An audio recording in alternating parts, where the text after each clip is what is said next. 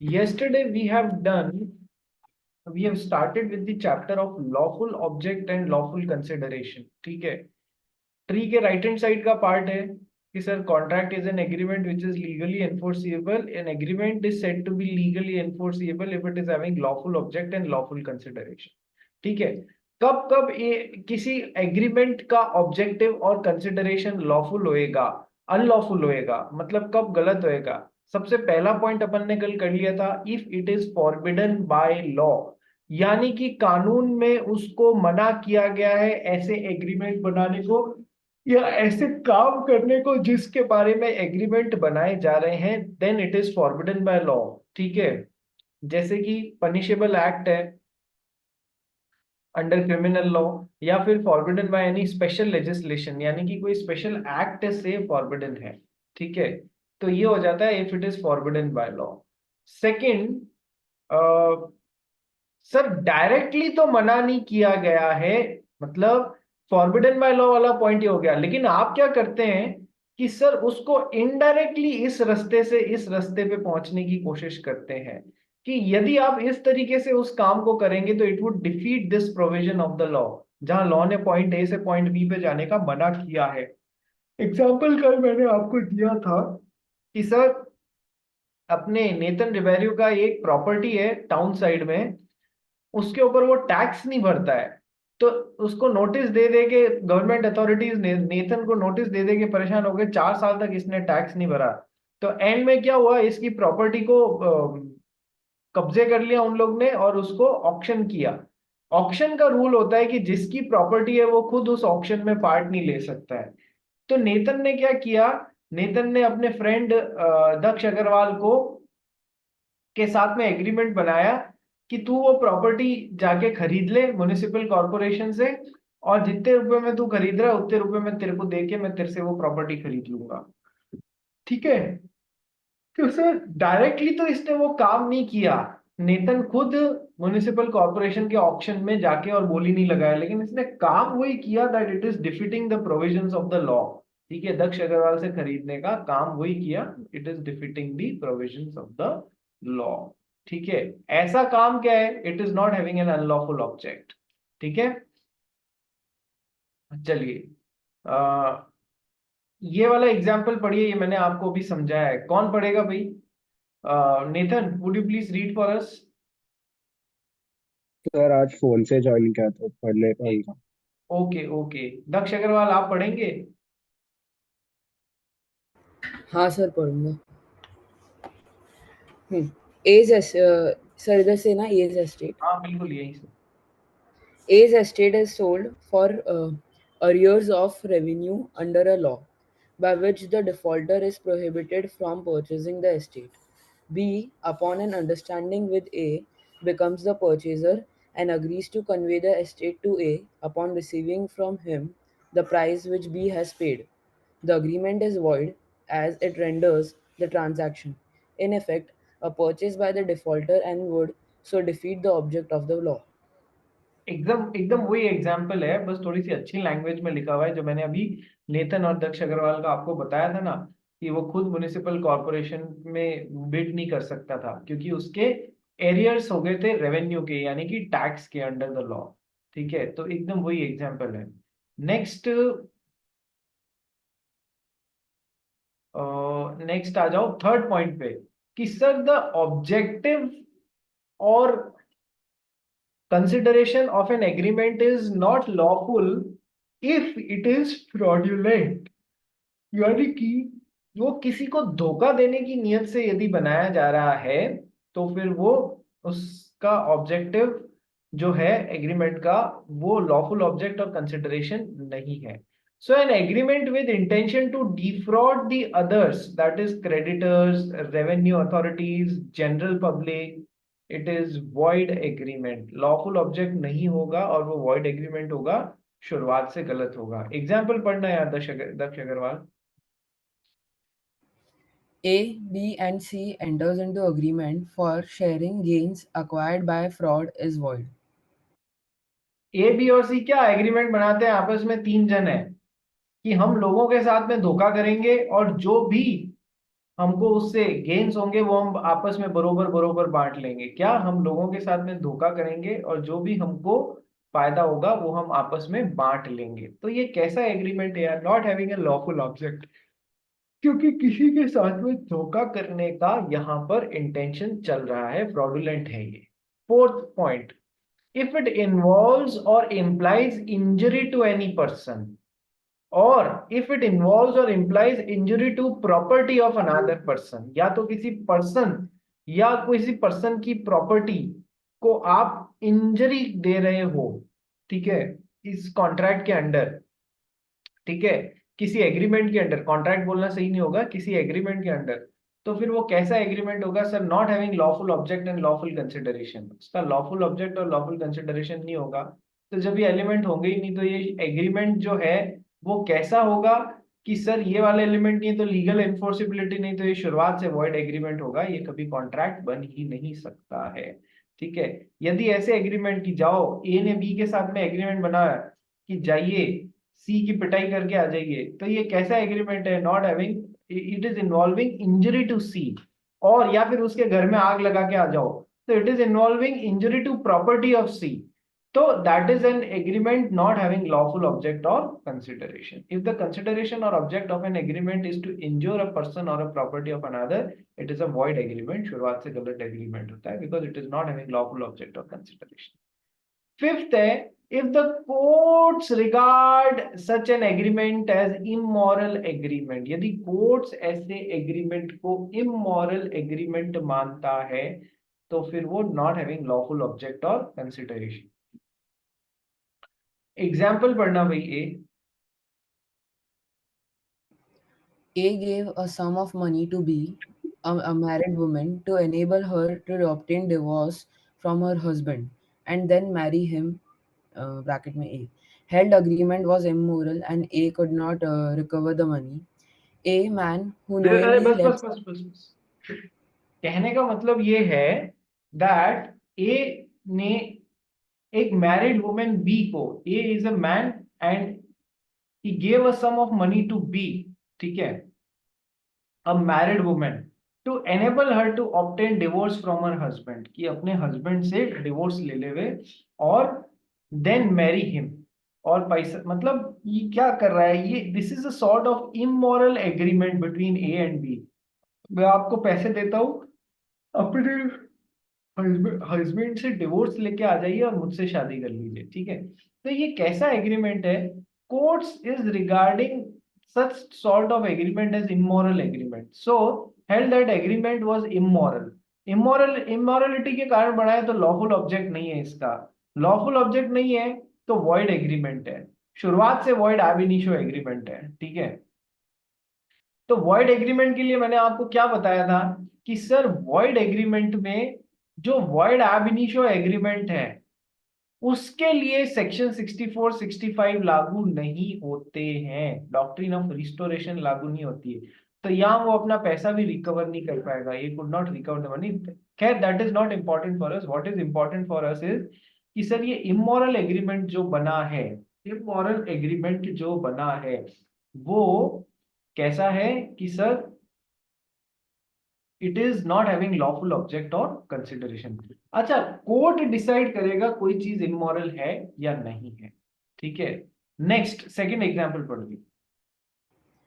A man who knowingly lets out his house for prostitution cannot recover rent, it being an immoral act. Landlord may, however, recover the rent if he did not knew the purpose. देखो, मैंने आपको कोई मकान दिया, तो यदि मुझे पता नहीं था आप उसे इलीगल एक्टिविटी के लिए काम ले रहे हो, लेने की मंशा से ले रहे हो, मैं तो जस्ट अपना घर आपको दिया, तो मैं उस ये बिल्कुल वैलिड कॉन्ट्रैक्ट है और मैं आपसे उसका रेंट वसूल पाऊंगा। लेकिन मैंने आपको यदि कोई गैम्बलिंग हाउस चलाने के लिए या फिर कोई आपने प्रोस्टिट्यूशन हाउस चलाने के लिए वो घर काम में लेना चालू कर दिया, इसीलिए दिया था मैंने आपको, तो सर ये जो है it is an agreement which is immoral in nature. Immoral in nature तो इसका मतलब है कि sir not having lawful object और कंसिडरेशन। तब इसने, यदि ये कैसा एग्रीमेंट है? वॉइड एग्रीमेंट है, रेंट देना बंद कर दिया तो ये वसूल नहीं पाएगा, इसे एनफोर्स नहीं करा पाएगा, ये कहते हुए मैंने तो गैम्बलिंग के लिए या प्रोस्टिट्यूशन के लिए दिया था, ये मुझे किराया नहीं दे रहे हैं, अरे ये है ही शुरुआत से void agreement, it is immoral into the eyes of law and not having lawful object and consideration. Point number 6, if an agreement is opposed to public policy, then it is not having lawful object or lawful consideration. Now what are the agreements which are against the public policy? या तो आप पे question आ जाएगा explain the agreements which are opposed, not having lawful object and consideration. तो आपको ये 6 जो है 1 2 3 4 5 6 ये आपको समझाने रहेंगे। 1 2 3 4 5 6 कितने डिटेल में जाना है ये इस बात पे डिपेंड करेगा कि कितने नंबर के लिए क्वेश्चन आया है, ठीक है। नेक्स्ट, अब इसमें लास्ट आता है, यदि कोई agreement opposed to public policy है तो उसका लॉफुल ऑब्जेक्ट या कंसिडरेशन नहीं होता है। एक्सप्लेन करो अलग अलग तरीके के agreements which are not having which are oppose to public policy. या तो ये ऐसे आएगा या फिर सेकंड कैसे आएगा सर, ध्यान रखना, सेकंड आएगा कि सर इनमें से किसी पे भी, ये 9 तरीके के एग्रीमेंट्स जो है which are against the public policy, तो इनमें से किसी भी सिचुएशन पे उठा के आपको केस स्टडी बेस्ड या प्रैक्टिकल क्वेश्चन दे देंगे और पूछेंगे बताइए, तो आपको वहां पर रेफर करना होगा, इन्फर करना होगा कि ये एग्रीमेंट जो है वो इट इज अपोज टू, मतलब ये वाला है, so it is oppose to public policy. So when it is opposed to public policy, it is not having lawful object or lawful consideration. So when it is not having lawful object or lawful consideration, it is not a contract into the eyes of law, it is a void agreement. इस तरीके से पूरे analogy draw करनी पड़ेगी आपको। तो यानी इस पे अलग से भी क्वेश्चन आ सकता है, केस स्टडी बेस्ड भी आ सकता है, थ्योरेटिकल भी आ सकता है। So what are the agreements oppose to public policy, कि सर जो पब्लिक इंटरेस्ट या पब्लिक वेलफेयर को इंजर करते हैं, पब्लिक इंटरेस्ट को हैम्पर करते हैं, हार्मफुल है उनके लिए, पब्लिक वेलफेयर को हार्मफुल करते हैं, हार्मफुल है उनके लिए, तो उनको agreement oppose to public policy बोलते हैं। आइए पूरा पढ़ते हैं एक बार, दक्ष Agarwal. Whenever an agreement is harmful or injurious to public interest and public welfare, it is harmful to social, political, economic, and other interest and welfare of public. It is said to be against public policy. ठीक है, जब भी कोई agreement है वो इस तरीके का है कि वो लार्जर पब्लिक इंटरेस्ट और पब्लिक वेलफेयर को हैम्पर कर रहा है, नंबर 1, या फिर जिसका कहने का मतलब है social interest of public, political interest of public, economic interest of public, या पब्लिक के वेलफेयर के कोई दूसरे इंटरेस्ट को हैम्पर कर रहा है, it is said to be against public policy, ये पब्लिक पॉलिसी के अगेंस्ट कहलाएगा। यानी पब्लिक एट लार्ज का वो नुकसान कर रहा है, पब्लिक इंटरेस्ट पब्लिक वेलफेयर को हैम्पर कर रहा है, तो ऐसे एग्रीमेंट्स जो दो जनों के बीच में बढ़ रहे हैं, जो पब्लिक इंटरेस्ट या पब्लिक वेलफेयर को हैम्पर कर रहे हैं किसी भी तरीके से, तो those are the agreements which are oppose to public policy. ठीक है भाई, चलिए नेक्स्ट। अब 9 तरीके के ये हैं, trading with enemy, these are the agreements which are opposed to public policy। Sir trading with enemy, एक तो होता है, मैंने आपको बताया था, एक तो विदेशी आदमी जो है वो इंडिया में रह रहा है, तो वो कौन हो जाता है, एलियन। हर एलियन एनिमी नहीं होता है, केवल वो एलियन जो इंडिया में रह रहा है जिसकी कंट्री के साथ में हमारी सेंट्रल गवर्नमेंट ने वार डिक्लेयर कर दिया हो, जिसकी कंट्री के साथ में हमारी सेंट्रल गवर्नमेंट ने वार डिक्लेयर कर दिया हो, उस एलियन को हम क्या बोलेंगे, एलियन एनिमी।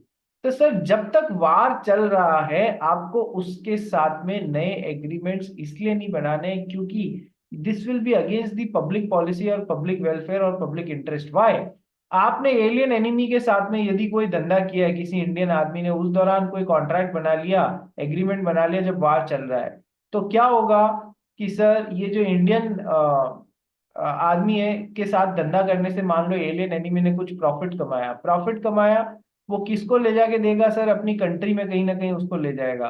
वो कंट्री क्या करेगी, उस प्रॉफिट को जो हमसे कमाया हुआ है हमारे ही अगेंस्ट उसको यूज करने की कोशिश करेगी। सो कहीं ना कहीं trading with an enemy is against the public policy और पब्लिक वेलफेयर एट लार्ज। समझ में आ गया? Yes sir. सेकेंड वर्ड अभी मैं एक बार जस्ट डिस्कस कर रहा हूं आपके साथ में, ठीक है। तो trading with enemy, then stifling prosecution. Stifling prosecution क्या होता है कि है ना, आप क्या करने की कोशिश कर रहे हो कि सर है ना, किसी पे कोई, किसी को गलत इंडेमनिटी, आप प्रोसिक्यूशन के साथ छेड़छाड़, प्रोसिक्यूशन यानी कि केस की प्रोसेस के साथ में छेड़छाड़ करने की कोशिश कर रहे हो। सेम पॉइंट आता है interference with the course of justice. कैसे स्टिफलिंग प्रोसिक्यूशन, कैसे, मान लो दक्ष अग्रवाल की किसी से दुश्मनी थी, मान लो नीव मुरारका से दुश्मनी थी। नीव मुरारका इज अ बिजनेसमैन और दक्ष अग्रवाल की उससे दुश्मनी थी, ठीक है। दक्ष अग्रवाल गया पेपर्स, न्यूज़पेपर्स वाले के पास में कि छापो उसके खिलाफ, ठीक है, कि वो ऐसा गंदा आदमी है, गंदे गंदे कामों में लिप्त रहता है और बहुत ज्यादा मतलब पॉलिटिशियंस को ये खिलाता रहता है पैसा। ऐसा करके न्यूज़पेपर और दक्ष अग्रवाल के बीच में एग्रीमेंट हुआ। दक्ष न्यूज़पेपर वाला बोला भैया मैं उसके खिलाफ गलत चार्जेस छापूंगा तो वो मेरे पे केस ऑफ डिफेमेशन ठोकेगा, मतलब कि मुझे बदनाम कर रहे हैं ऐसा केस ठोकेगा मेरे पर। बोला मैं आपको इंडेमनिफिकेशन प्रोवाइड करता हूँ, इंडेमनिटी प्रोवाइड करता हूँ, वो आपको जितना भी पैसा, आपको माफी मांग के जितना भी पैसा भरना पड़ेगा वो सब मैं आपको दूंगा। तो सर ये आप क्या कर रहे हो, आप ये स्टिफलिंग विद दी प्रोसिक्यूशन कर रहे हो, इसको बोलते हैं स्टिफलिंग विद दी प्रोसिक्यूशन। आगे बाकी पढ़ते हैं। Next is champerty and maintenance. Sir ये भी पढ़ेंगे तब बताऊंगा। Sale of public offices and titles. Sir क्या होता है, आपने सुना है ये अपने बहुत सारे अवार्ड्स होते हैं, अवार्ड्स जैसे कि भारत रत्न सुना होगा आपने, भारत रत्न, ठीक है। तो मिस्टर एक्स ने मिस्टर वाई के साथ में भारत रत्न खरीदने के लिए पैसा दिया कि आप मुझे भारत रत्न दे देना, मैं आपको गवर्नमेंट डिपार्टमेंट में दे, मैं आपको पैसा देता हूँ, ठीक है।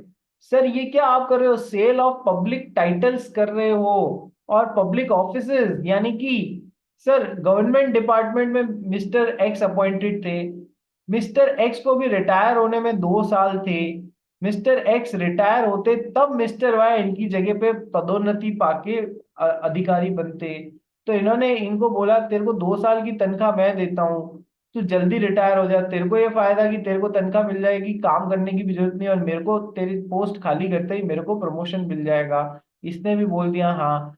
सर ये क्या हो रहा है, this is actually sale of public offices.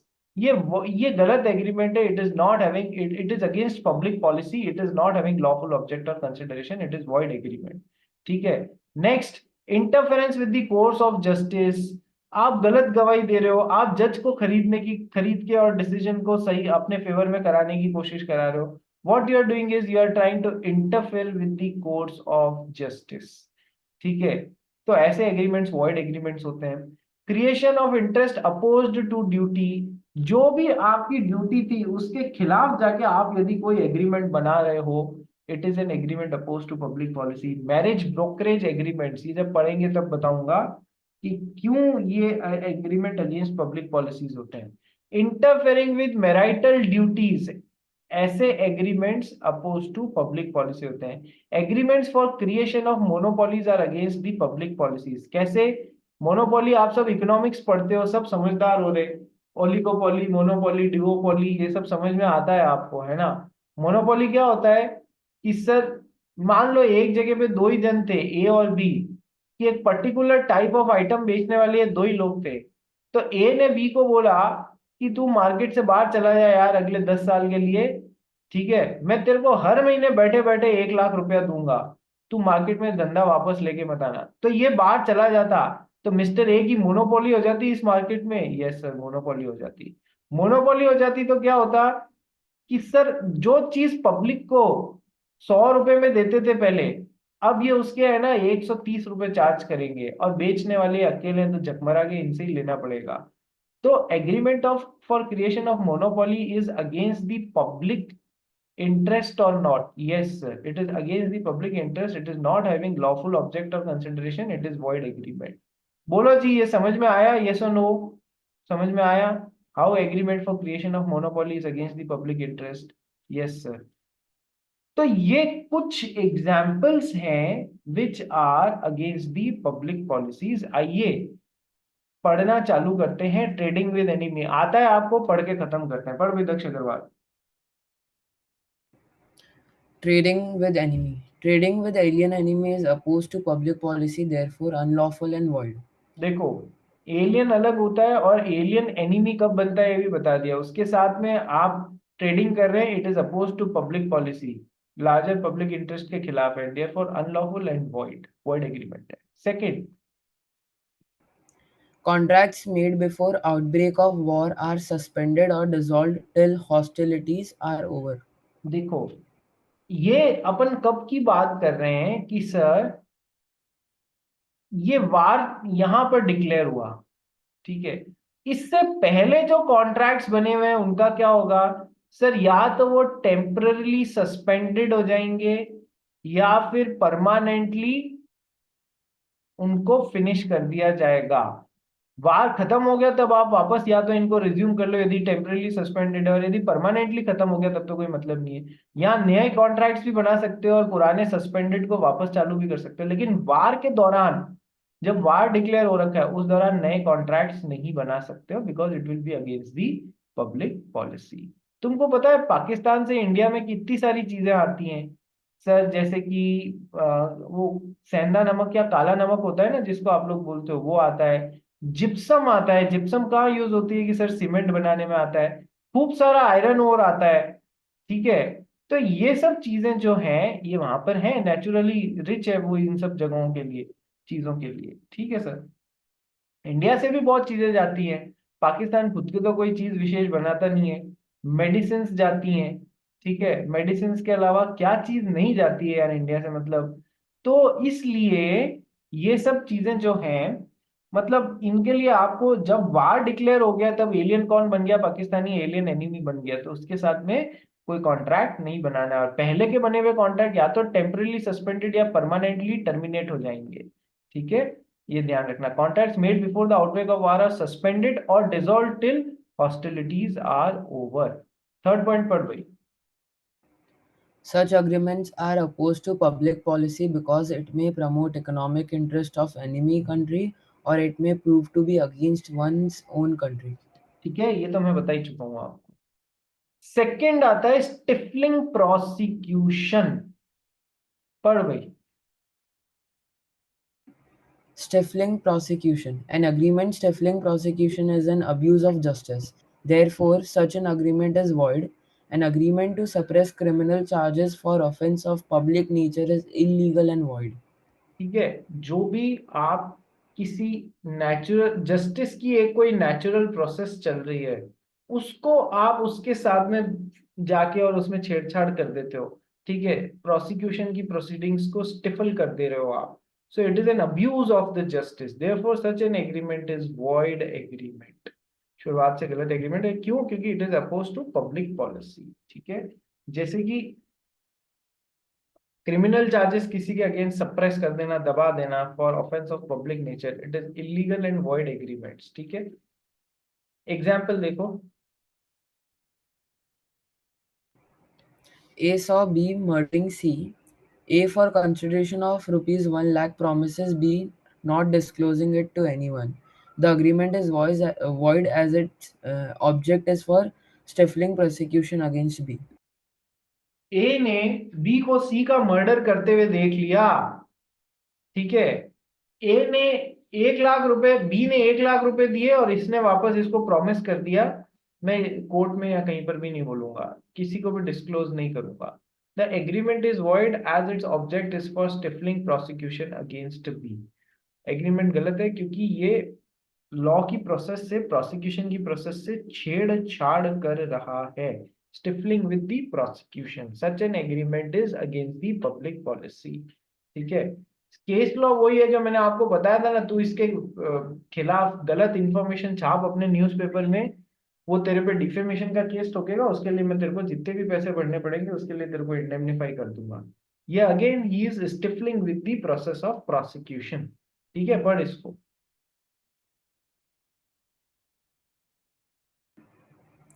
A promise to indemnify, indemnify. indemnify a firm of printers and publishers of a paper against consequences of publishing a libel cannot be enforced.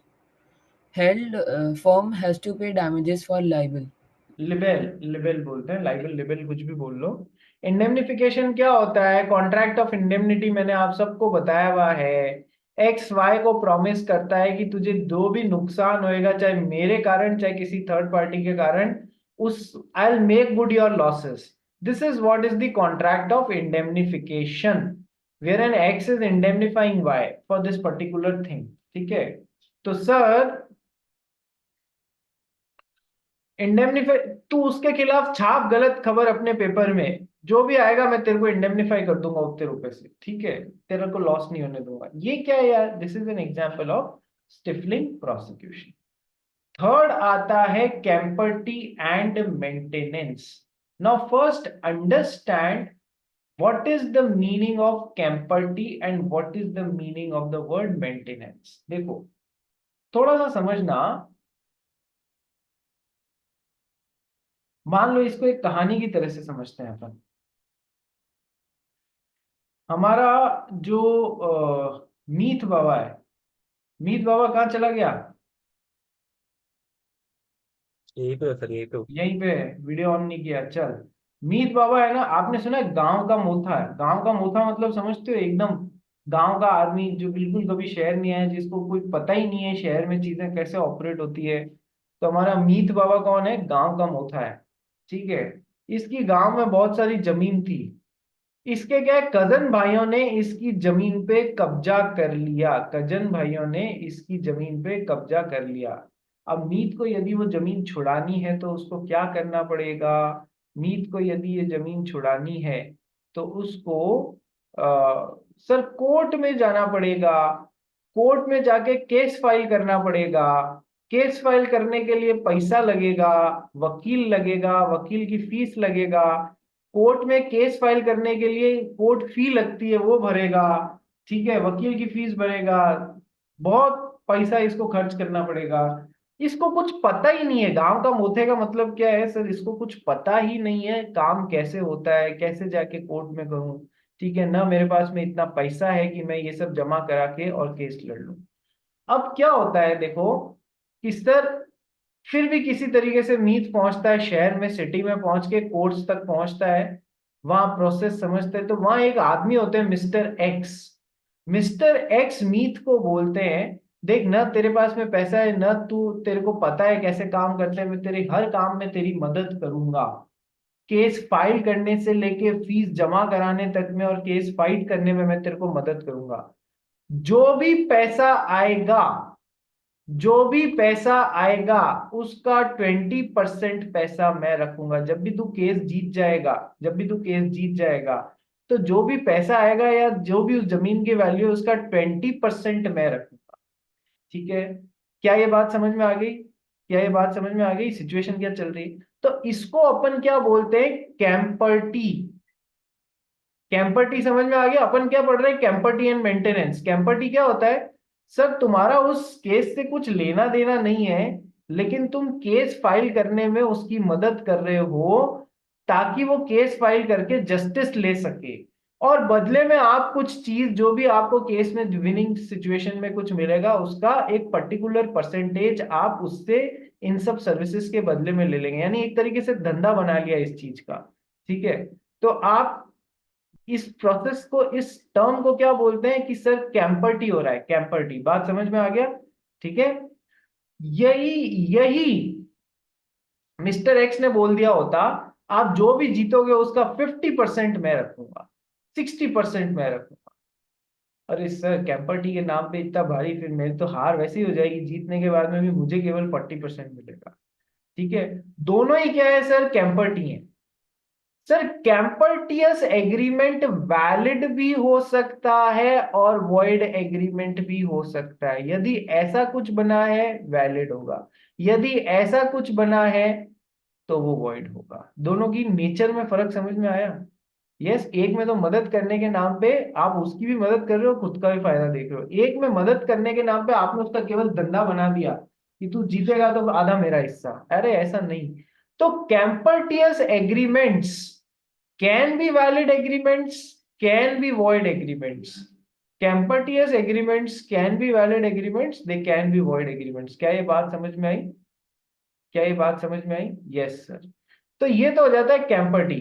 कैंपर्टियस agreements if of this nature are against the public policy and hence they will be void. If they are of this nature, for example, they will be valid agreements or valid contracts. ठीक है? तो कैंपर्टियस agreements यदि ये second तरीके के हैं तो ये अगेंस्ट पब्लिक पॉलिसी हैं, और क्योंकि लोग इस तरीके को फिशिंग नेट बना के और ऐसे लोगों को ढूंढेंगे, हाँ भाई किसके पास केस करने का रीजन है लेकिन करने का समय पैसा नहीं है, ऐसी मछलियों को जाल में फंसाओ, ऐसे करके और इस चीज को धंधा बना लेंगे लॉ की प्रोसेस को। ठीक है, वो नहीं करना है। तो ये तो हो गया भैया अपना वर्ड कैंपर्टी। अब मैं आपको समझाता हूँ वर्ड मेंटेनेंस क्या होता है। मेंटेनेंस में एकदम सेम सिचुएशन। मीत गांव का घर गया, ठीक है, मीत बाबा गांव का बनने में भी अपने ही मजा आता है। ठीक है, तो गांव का था, सिटी पहुंचा, भाइयों ने जमीन पे कब्जा कर लिया था। वहां पर इसके एक जान पहचान के या बिना जान पहचान के मिस्टर एक्स थे। उन्होंने इसकी केस फाइल करने से लेके हर चीज में मदद कर दी, यानी कि इस केस को मेंटेन करने में मदद कर दिया। और बदले में जब ये वापस इनको है ना, इसको धंधे की तरह नहीं कर रहे हैं, ये जस्ट इसको केस मेंटेन करने की तरह मदद कर रहे हैं। कैंपर्टी में तो क्या होता है, धंधे की तरह मदद कर रहे थे, वो खुद भी जैसे बिजनेस ले रहे थे मदद करने वाला। तो सर जब ये कुछ जीत वीत जाएगा तो ये इनको इनका पैसा वगैरह जो भी है वो लौटा देगा। तो ये तो हो जाता है मेंटेनेंस। ठीक है, तो कैंपर्टियस एग्रीमेंट्स कैन बी वैलिड और void, but maintenance agreements will always be valid. ये बात ध्यान रखना, क्योंकि दोनों में कंसेप्चुअल फर्क होता है। ठीक है, चलिए आइए पॉइंट पर भाई। Camperty is an agreement whereby one party is to assist another to bring an action for recovering money or property and is to share in the proceeds of the action. फिर जो पैसा मिलेगा ना उसमें फिर ये भी हिस्सा लेंगे, तो कैंपर्टी ऐसा होता है। एग्जाम्पल पढ़ भाई। Example, L agrees to pay M rupees 50,000 for suing N and in turn seeking 60% share in the proceeds received by M in the suit. ठीक है, 60% मांग लिया। नेक्स्ट, मेंटेनेंस क्या होता है? Maintenance is an agreement to give assistance, financial or otherwise, to enable him to bring or defend legal proceedings when the person giving assistance has got no legal interest of his own in the subject matter. भाई उसका खुद का उस case में कुछ लेना देना या कोई लीगल इंटरेस्ट है ही नहीं, बस आप उसकी मदद कर रहे हो, फाइनेंशियली उसको असिस्ट कर रहे हो या अदरवाइज हेल्प कर रहे हो ताकि वो अपना केस डिफेंड कर सके, लीगल प्रोसीडिंग्स जो भी है वो ला सके या डिफेंड कर सके। ठीक है, जैसा भी सिचुएशन है। ठीक है, उसका खुद का कोई इंटरेस्ट नहीं सब्जेक्ट मैटर में। आगे पढ़िए। If the object of the contract is to assist the other party in making reasonable claim out of a contract, then maintenance and camperty is valid, otherwise void. इसको थोड़ा सा ऐसे modify कर लो, maintenance contracts are always valid whereas champerty agreement can be valid और void। ठीक है, ये मैंने आपको भी समझा दिया था ना, इसको लिख लेना है। यदि प्रिंट आउट लिया है बहुत अच्छा, नहीं लिया है तो ध्यान से नोट करके बोल लो। मेंटेनेंस वाला वैलिड होगा, कैंपर्टी एग्रीमेंट वैलिड भी हो सकता है और void भी हो सकता है। ठीक है, ऑब्जेक्टिव साफ है तो वैलिड हो जाएगा, चाहे मेंटेनेंस है चाहे कैंपर्टी है। ऑब्जेक्टिव साफ नहीं है, आप गोलमाल कर रहे हो, इसको धंधा बना रहे हो, 50% मेरे को दे दो, तो ये क्या है, ये वॉइड एग्रीमेंट हो जाएगा। तो अपन ने कौन कौन से अभी तक 3 देख लिए sir? Trading with enemy, stifling prosecution, champerty and maintenance. Champerty and maintenance अच्छा टॉपिक है, ध्यान रखना। नेक्स्ट आ जाता है sale of public offices and titles. पढ़ भाई। Sale of public offices and titles, an agreement of trafficking, in essence, to buy, sell, or procure procure procure in, in public offices is against public policy, hence void. देखो, cell of public office, तू मेरे को government job में दे दे, मैं तेरे को 10 लाख दे दूंगा। Bye cell और procure public offices is against public policy and it is a void agreement. क्यों?